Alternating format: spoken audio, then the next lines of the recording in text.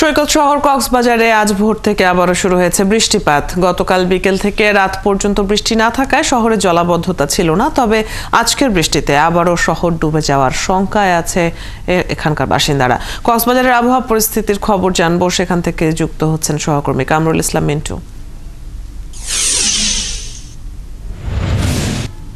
মিন্টু, কখন থেকে বৃষ্টি শুরু হলো এবং সম্ভাব্য এই যে পাহাড় ধসের ক্ষয়ক্ষতি সেটি এড়াতে কি ধরনের ব্যবস্থা নেওয়া হয়েছে, আর সাগরের পরিস্থিতি কেমন দেখছেন?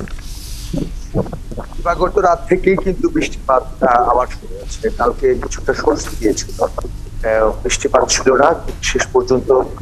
গত দিবাগত রাতে আবার বৃষ্টিপাত শুরু হয়, সকাল অবধি ছিল, আজকে আগে এবং বৃষ্টির সম্ভাবনা আরো দেখা যাচ্ছে। আপনি করছে আজকে সারাদিন পর বৃষ্টি ভোগাবে মানুষকে, এবং তারা এই বৃষ্টিতে পাহাড় ধসের সংখ্যাও কিছুটা রয়েছে বলে মনে করছে আবহাওয়া অফিস।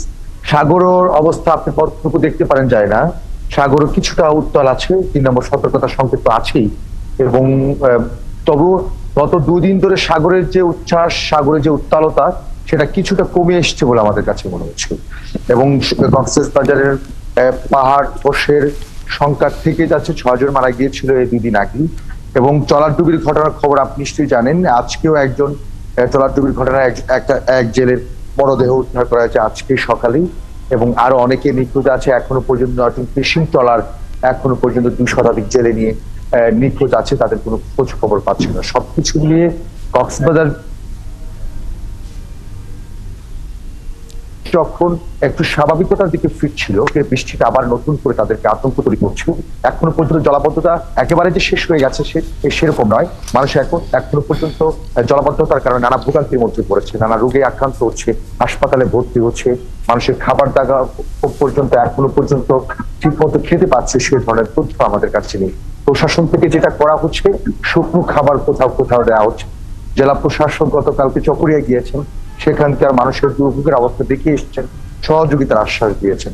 এবং সবকিছু মিলে গত 3 দিনে যে ভারী বৃষ্টিপাত, সেটা এখানকার উপকূলীয় অঞ্চল, বিশেষ করে কক্সবাজার শহর, কক্সবাজার পর্যটন এলাকা সহ নিম্নাঞ্চল এলাকায় মানুষগুলোকে খুব বেশি ভোগাচ্ছে। এবং আজকে নতুন করে বৃষ্টিপাত নতুন করে আতঙ্ক দেখা দিচ্ছে।